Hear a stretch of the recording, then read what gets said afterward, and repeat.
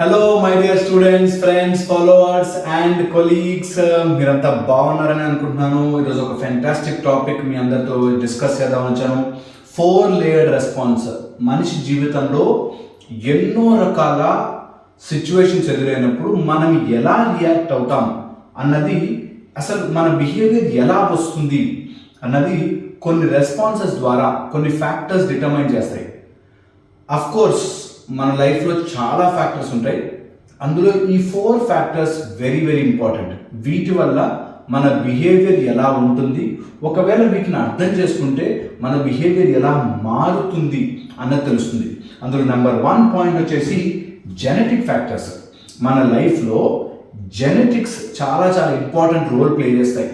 పొట్టిగా ఉండాలి, అందరూ పొట్టి జాతి వాళ్ళే ఉంటే మన హైట్ పొట్టిగా ఉండే ఛాన్సెస్ ఎక్కువగా ఉంటాయి. Because jeans major factor determine చేస్తాయి. ఒకవేళ కనుక మనకి జీన్స్ కరెక్ట్గా ఎక్స్ప్రెస్ చేస్తున్నట్లయితే మనకి క్యాన్సర్ వచ్చే ఛాన్స్ ఉంటే ఎక్కువ ఛాన్సెస్ దట్ మనకి క్యాన్సర్ వస్తుంది. డయాబెటీస్ వస్తే ఎక్కువ డయాబెటీస్ వచ్చే ఛాన్స్ ఉంటుంది. జెనెటిక్ కోడింగ్ చాలా ఎక్కువగా పనిచేస్తుంది. నెంబర్ 1. అయితే జెనెటిక్ కోడింగ్ ఉంటే, జీన్స్ ఎక్స్ప్రెస్ చేస్తుంటే ఆ జీన్ ఉంది కాబట్టి వచ్చేది. ఒకవేళ క్యాన్సర్ వచ్చే ఛాన్స్ ఉంది, మీరు టొబాకో స్మోక్ చేస్తూ మీ జీన్ కరెక్ట్గా ఎక్స్ప్రెస్ చేస్తూ ఆ క్యాన్సర్కి కోడ్ అయి ఉన్న జీన్ కరెక్ట్గా పనిచేస్తూ ఉంటే దెన్ ఛాన్సెస్ ఆఫ్ క్యాన్సర్ ఎక్కువ ఉంటుంది. కార్సినోజన్ అంటాం, అంటే క్యాన్సర్ రావడానికి గల కారణమైన ఫ్యాక్టర్స్ని కార్సినోజన్స్ అంటాం. అలాంటి కార్సినోజన్స్ కెమికల్ కావచ్చు, ఫిజికల్ కావచ్చు, ట్రొమాటిక్ కావచ్చు, ఎలాంటి కార్సినోజన్ అయినా సరే కార్సినోజన్కి తగ్గ ప్రో కార్సినోజెనిక్ ఫ్యాక్టర్స్, అంటే క్యాన్సర్ రావడానికి కావాల్సిన కెమికల్ ఆర్ కార్సినోజన్ ఏజెంట్, దానితో పాటు ఫ్యాక్టర్స్ కనుక దానికి కలిసి ఉండి ప్లస్ అలాంటి వాళ్ళకి కొన్ని జీన్స్ కనుక హెల్ప్ చేస్తే క్యాన్సర్ వచ్చే ఛాన్సెస్ ఎక్కువ అవుతాయి. సో ఈ పాయింట్ అర్థం చేసుకుంటే జీన్స్, అలాంటి కోడింగ్ ఉన్న జీన్స్ మన లైఫ్ని ఎఫెక్ట్ చేస్తాయి. క్యాన్సర్ అంటే ఏదో పెద్ద రోగం గురించి చెప్తున్నాడులే అనుకుంటారేమో. ఇది జెనెటిక్ మాడ్యులేషన్ ద్వారా, genetic repair and abnormal and over expression ద్వారా ప్రతి మనిషికి ప్రతి సిచ్యువేషన్కి యాక్ట్ చేస్తూ ఉంటుంది.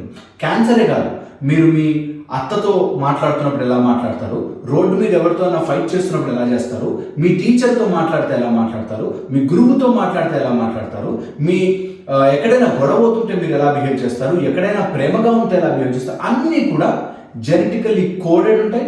ఆ కోడ్కి తగ్గ రెస్పాన్స్ వస్తుంది, ఆ రెస్పాన్స్కి తగ్గ ప్రోటీన్ రిలీజ్ అవుతుంది, ఆ ప్రోటీన్ తగ్గ ఎక్స్ప్రెషన్ మనకు వస్తూనే ఉంటుంది. సో ఇది జెనెటికల్లీ కోడెడ్. కొన్ని మనకి తెలియకుండానే మన బాడీలోకి కోడ్ రూపంలో వచ్చేస్తాయి. ఇది నెంబర్ 1. అలాంటప్పుడు అంటే జీన్స్ ఉంది కాబట్టి నేను అనుభవించక తప్పదా అని అనిపిస్తుంది కొంతమందికి. సో జీన్స్ ఉంటే జీన్ మాడ్యులేషన్ కూడా ఉంటుంది. కొన్నిసార్లు ఆ జీన్ పని చేయకపోవచ్చు, ఆ జీన్ కరెక్ట్గా ఎక్స్ప్రెస్ చేయకపోవచ్చు, దానికి కావాల్సిన కార్సినోజన్ సరిగ్గా అటాచ్ ఆర్ ట్రిగర్ చేయకపోవచ్చు, అలాంటి ట్రిగర్ ఆర్ అలాంటి స్టిమ్యులేషన్ కరెక్ట్గా దొరకకపోవచ్చు, కొన్నిసార్లు ఎక్కువగా స్టిమ్యులేట్ కావచ్చు. అవన్నిటిని మాడ్యులేషన్ అంటాం. దాని తర్వాత రిపేర్. కొన్నిసార్లు జీన్స్ గెట్ రిపేర్డ్, కొన్నిసార్లు జీన్స్ని మనం రిపేర్ చేయొచ్చు. ఇప్పుడు మెకానికల్గా, ఫిజికల్గా జీన్ రిపేర్ అవుతుంది జెనెటిక్ ఇంజనీరింగ్ ద్వారా. At the same time body కూడా చాలా జీన్స్ని రిపేర్ చేసుకుంటుంది. చాలా జీన్స్ని రిపేర్ చేసుకుని ఆర్ డార్మెంట్ చేసేసి ఆర్ సప్రెస్ చేసి పెడుతుంది. సో అలా కూడా బాడీకి జీన్ రిపేర్ మెకానిజం ఉంటుంది. At the same time abnormal versus over expression. కొన్నిసార్లు ఒక జీన్ ఒకలాగా రెస్పాన్స్ ఇవ్వబోయి ఇంకొకలాగా రెస్పాన్స్ వస్తుంది, అబ్నార్మాలిటీ. కొన్నిసార్లు ఒక జీన్ అవసరం దానికంటే ఎక్కువగా ప్రొడ్యూస్ చేసేస్తుంది. ఇప్పుడు కొంతమంది 6, అందరి ఇంట్లో 6 అని వాడు 8, 7, 8 అయిపోతారు హైట్.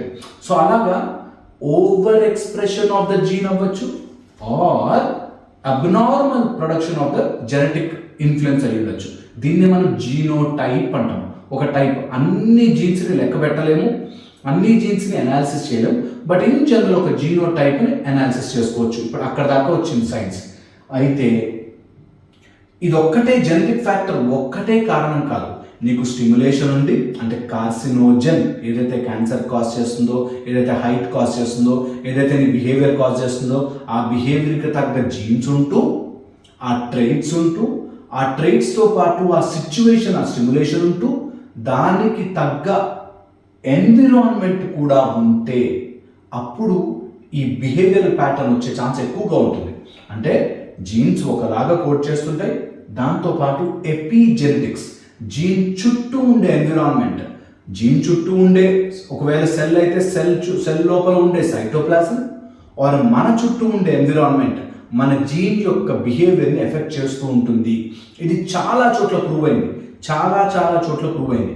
ఇందులో జనరల్గా ఎలా చూస్తారంటే, ఓ 100 మందిని తీసుకుంటే 80 మందికి రెగ్యులర్గా ఉంది కాబట్టి ఈ జీన్ ఇలాగే పనిచేస్తుందేమో అనుకుంటాము. మిగతా 20 మందిని మర్చిపోతారు. 100లో 20 మందిని మనము ఇగ్నోర్ చేసేస్తాం. బట్ జనరల్గా ఏమవుతుందంటే లైఫ్లో మనం ఆ 20%లో ఉండే ఛాన్స్ కూడా ఉంటుందని మిస్ చేసుకోకుండా జెనెటిక్స్కి ఎపిజెనెటిక్స్ అంటే ఎన్విరాన్మెంట్ ఎలా ఉందో దాన్ని బట్టి దాని ఎక్స్ప్రెషన్, దాని లైఫ్లో దాని స్టిమ్యులేషన్ ఆర్ దాని యొక్క ప్రభావం పడుతూ ఉంటుంది మన మీద. సో అలాగే ఎపిజెనెటిక్లో environmental factors, physical and chemical. ఒక అతనికి జాతకం చూపించారనమాట. ఆ జాతకం చూస్తే ఆల్మోస్ట్ ఒక కింగ్కు ఉన్నంత జాతకము ఇతనికి కూడా ఉంది. ఇతను కాకపోతే ఆ బస్తీకి మాత్రమే, ఆ ఏదైతే ఆ బస్తీ ఉంటుందో ఆ బస్తీకి మాత్రమే లీడర్. సేమ్ జాతకం ఇంకొక అతనికి కంట్రీ మొత్తానికి లీడర్. అలాంటి జాతకం ఇంకొక అతనికి ప్రపంచానికి లీడర్ అయ్యే ఛాన్స్ ఉంటుంది. నీ ఎన్విరాన్మెంట్ ఎలా ఉంటుందో నీ ఆపర్చునిటీ నువ్వు గ్రాప్ చేసుకునే ఛాన్స్ అంతే వస్తుంది. So environment very important.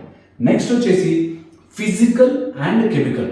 చాలా జెనెటిక్స్కి ఫిజికల్ కెమికల్ ఫ్యాక్టర్స్ చాలా ఎఫెక్ట్ చూపిస్తాయి. ఎంత ఎఫెక్ట్ చూపిస్తాయంటే మనకు ఆ కెమికల్ ఏ రూపంలో వస్తుందో తెలియదు, మనకు అటాచ్ అవుతుంది. ఒకసారి అటాచ్ అయితే జీన్ ఎక్స్ప్రెషన్ మారిపోతుంది. కొంతమంది అందుకే మనకి అగరబత్తులు వెలిగించండి, మంచి పాజిటివ్ వైబ్స్లో ఉండండి, పాజిటివ్ ఎన్వైరన్మెంట్లో ఉండండి.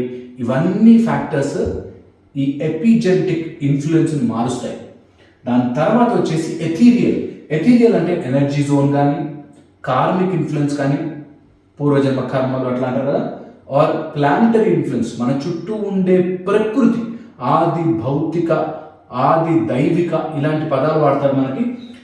Planetary effects, at the same time geographical effects, మనం ఉన్న ప్రదేశాన్ని బట్టి కూడా మారుతాయి. ఇది చెప్పగానే ఓ జాతకాలు అవి మేము నమ్మం అని చాలా సగం కంక్లూజన్కి వచ్చేస్తారు. జాతకాలు నమ్మి ఏదో పూజలు చేసేమని కాదు దీని అర్థం. నీ లైఫ్లో ఇలాంటి ఇన్ఫ్లుయెన్స్ కూడా ఉంటుంది అన్నది అర్థం చేసుకోవాలి. లేకపోతే అందరూ 100 మంది క్లాస్లో చదువుకుంటుంటే 100 మంది కరెక్ట్గా అదే టీచర్ చాప్టర్ చెప్తుంటే కొంతమందికి ఎందుకు దాని నుంచి బాగా అర్థమవుతుంది, ఆర్ 100 మంది బిజినెస్ స్టార్ట్ చేస్తే కొంతమందికి ఎందుకు సక్సెస్ అవుతున్నాయి. అన్ని ఫ్యాక్టర్స్ అలాగే తీసుకున్నా కూడా అట్ స్టాండర్డ్ టెంపరేచర్ ప్రెషర్ మనకు ఒక పరిస్థితులు ఉంటే బయటికి వెళ్ళినప్పుడు ఎందుకు మారిపోతుంది. ఒక వెహికల్ 50 మైలేజ్ ఇస్తానని చెప్పిన వెహికల్ మనకి డెలివరీ అయ్యాక రోడ్ మీదకి వచ్చాక 40, 25, 30 అట్లా ఇస్తుంది మైలేజ్. ఎందుకు? Because there are so many factors which determine. అలాగే మన జీవితము, మనకు 100% పొటెన్షియల్ ఉన్న బాడీ కొంతమందికి 30 పని చేస్తుంది, కొంతమందికి 20 పని చేస్తుంది, కొంతమందికి 100 వస్తుంది. ఎలాగా అంటే ఎథీరియల్ ఇన్ఫ్లుయెన్స్ పడి, ఆ ఇన్ఫ్లుయెన్స్ వల్ల మన బాడీ ఒక టైప్ ఆఫ్ రెస్పాన్స్ ఇస్తుంది. That's the third layer of response, ethereal. ఈ ఎథీరియల్ లేయర్ రెస్పాన్స్ ఎలా ఉంటుందంటే ఎప్పుడో చేసుకున్న ఏదో జన్మలో చేసిన కార్మిక్ ఎఫెక్ట్ అలా అలా అలా తిరిగి క్యారమ్ బోర్డు కాయిన్ కొట్టినట్టు అటు అటు అటు ఇటు తిరిగి ఎక్కడో ఏదో కనెక్ట్ అయ్యి టక్ మన అక్కడ మనకు ఆ రెస్పాన్స్ వస్తుంది అనమాట. సో మన లైఫ్లో ఎథీరియల్ రెస్పాన్సెస్ చాలా ఉంటాయి. అది ప్లానెటరీ ఇన్ఫ్లుయెన్స్ కావచ్చు, అది మనం ఉంటున్న వాస్తు ఆర్ జియోగ్రాఫికల్ ఇన్ఫ్లుయెన్స్ కావచ్చు, ఆర్ కార్మిక్ ఇన్ఫ్లుయెన్స్ కావచ్చు, ఎనర్జీ ఇన్ఫ్లుయెన్స్ కావచ్చు. మనకు ఒకవేళ కనుక మీరు బాగా డబ్బున్నప్పటికీ, బాగా అన్ని పొజిషన్స్ బాగున్నప్పటికీ మీకు తెలియని మానసిక రోగం వస్తే మీకు ఉన్న డబ్బు అంతా ఏం చేసుకుంటాం. కొంతమంది అనిపిస్తుంది ఇంత డబ్బుని ఏందిరా పిచ్చోడు వేస్ట్ చేసుకుంటున్నాడు అని అనిపిస్తుంది మనకి. ఎందుకు? Because we are under the influence of ethereal response. ఆ ఎథీరియల్ ఎఫెక్ట్ ఎలా చూపిస్తుందో అలాగే మనం రెస్పాండ్ అవుతూ ఉంటాం.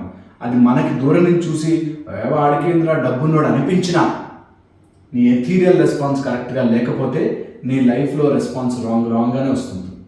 హ్యాపీగా ఉండడు, ఎంజాయ్ చేయడు, లైఫ్లో కొత్తగా ఏమి ఎక్స్ప్లోర్ చేయలేడు, ఎదగలేడు, వారు మానసికంగా బెస్ట్ వర్షన్గా ఉండలేడు. Because ethereal response is wrong. ఇక లాస్ట్ వచ్చేసి ఎమోషనల్ రెస్పాన్స్. మన థాట్ ప్రాసెసెస్ ఒక ప్యాటర్న్గా తిరుగుతూ ఉండడం వల్ల, ఆర్ ఎవరి వల్ల ఇన్ఫ్లుయెన్స్ అవ్వడం వల్ల, ఆర్ ఇన్ఫ్లుయెన్స్ అంటే ఎవరి వల్ల అంటే మీరు ఏదో పుస్తకం చదివితేనో ఎవరిదో వీడియో వింటేనో కాదు, మీరు ఉండి ఒక ఇన్ఫ్లుయెన్స్లో పడతారు, ఉండి చుట్టుపక్కల ఫ్యాక్టర్స్ ఇన్ఫ్లుయెన్స్లో పడతారు, ఏదో టీవీ చూస్తూ ఏదో ఇన్ఫ్లుయెన్స్లో పడతారు, ఏదో ఎవరో అన్న మాటలు ఎక్కడి నుంచో ఇన్ఫ్లుయెన్స్ పడతాయి. సో మీకు ఎమోషనల్లీ సో మెనీ ఇన్ఫ్లుయెన్సెస్ పడడం వల్ల మనకు ఒక టైప్ ఆఫ్ రెస్పాన్స్ వస్తుంది. అంటే అత్త అనగానే చెడ్డగా ఒకసారి సీన్లో ఫిక్స్ అయిపోయిందంటే మన మైండ్ ఎప్పుడు అట్టే వెళ్తుంది. మనం వాడు బ్యాడ్ ఫెలో అని ఒకసారి మైండ్లో పడిపోయిందంటే వాడు నిజంగా మంచి చేసినా కూడా చెడుగానే ఆలోచిస్తాం. Because our minds and thoughts and expressions అన్నీ అలాంటి రెస్పాన్సే మనకి క్రియేట్ చేస్తాయి. సో అందుకని మనం ఏదైనా బిహేవియర్ చేస్తుంటే ఆ బిహేవియర్లో ఈ 4 టైప్స్ ఆఫ్ రెస్పాన్సెస్ ఉంటాయి.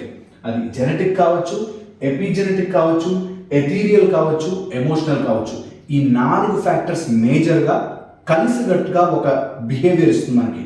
ఎవరైనా మీ ఇంట్లో ఆడ్గా బిహేవ్ చేస్తున్నారు, కోపిస్టోడు, లేకపోతే వాడు పిసినారోడు, లేకపోతే బాగా వల్గర్ ఫెలో, లేకపోతే మొద్దుగుంటాడు, ఎప్పుడు నిద్రపోతుంటాడు, లెథార్జీ, లేజీ ఫెలో, ఏది మీరు తయారు చేసుకున్నా, ఏ రెస్పాన్స్ వాడి నుంచి చూస్తున్నా ఆ రెస్పాన్స్ వస్తుందంటే 4 విధాలుగా 4 లేయర్స్గా వస్తుంది. 1 జెనెటిక్, 2 ఎపిజెనెటిక్, 3 ఎథీరియల్, 4 ఎమోషనల్. అన్నీ కలిసి రావచ్చు. ఏదైనా ఒకటి ఎక్సెస్గా పనిచేయచ్చు. అన్నీ ఉన్నాయి. మంచి హైట్ ఉంది, వెయిట్ ఉంది, పర్సనాలిటీ ఉంది, అన్నీ ఉన్నాయి. కానీ మానసిక రోగం రావచ్చు, వాడు సూసైడ్ చేసుకోవచ్చు. కానీ అన్నీ బాగున్నాయి, కానీ ఏదో చిన్న ఫ్యాక్టర్ ఎమోషనల్లీ ఎఫెక్ట్ అవ్వచ్చు, డిప్రెషన్లోకి వెళ్ళచ్చు. అన్నీ ఉన్నాయి, అంతా బాగుంది, కానీ జెనెటిక్ ఫ్యాక్టర్ సరిగ్గా లేక వాడు స్లో రెస్పాన్స్, స్లో డౌన్ అయిపోవచ్చు. అన్నీ బాగున్నాయి, ఎన్విరాన్మెంట్ ఉన్న ప్రదేశాన్ని వదిలిపోలేక, ఆర్ సిచ్యువేషన్ వదిలి బయటకు రాలేక చిన్న పనులు చేసుకుంటూ నువ్వు ఇంత కష్టపడేవాడిరా, హ్యాపీగా అలాంటి పని చేస్తే నువ్వు అంత గొప్ప హైట్స్కి రీచ్ అవుతాడన్నా వాడు అర్థం చేసుకోడు. ఎందుకంటే there environmental influences like that. నువ్వు ఇంత ఆపర్చునిటీ ఉంది, ఇప్పుడు ఆ పని చేస్తే నువ్వు అంత సక్సెస్ అవుతావు, వినలేడు. ఎందుకంటే they are bound by that principle అన్నమాట. సో ఈ 4 కనుక కొంచెం తెలివి ఉండి, ఓకే నా లైఫ్ ఇప్పుడు గుడ్ స్టేజ్లో ఉన్నాను, నేను ఎలా ఇంప్రూవ్ చేసుకోవచ్చు, how can I become better than this అని అనుకుంటే ఈ 4 ఫ్యాక్టర్స్ ఎక్కడైనా ఎఫెక్ట్ చేస్తున్నాయేమో ఒక్కసారి కూర్చొని ఆలోచించండి. Then I think you will be completely a different personality. ఈ 4 కనుక మీరు మాడ్యులేట్ చేసుకుని ఒక లైన్లో పెట్టగలిగితే, hope this video will give you some insight. ఒక్కసారి ఆలోచించండి. అండ్ ఇంకా ఏమైనా డీటెయిల్స్ కావాలంటే ప్లీజ్ కమెంట్ సెక్షన్లో పెట్టండి. దీని గురించి బోల్డెన్ విషయాలు మాట్లాడుకోవచ్చు. అండ్ మీ బిహేవియర్ని బట్టి మీ జీవితం ఉంటుంది. మీ బిహేవియర్ బాగుండాలంటే ఈ 4 రెస్పాన్సెస్ కరెక్ట్గా ఉండాలి. కరెక్ట్గా ఉంటే life will be much more beautiful అని చెప్పింది ఆలోచించండి. I will see you in the next video. Thank you so much.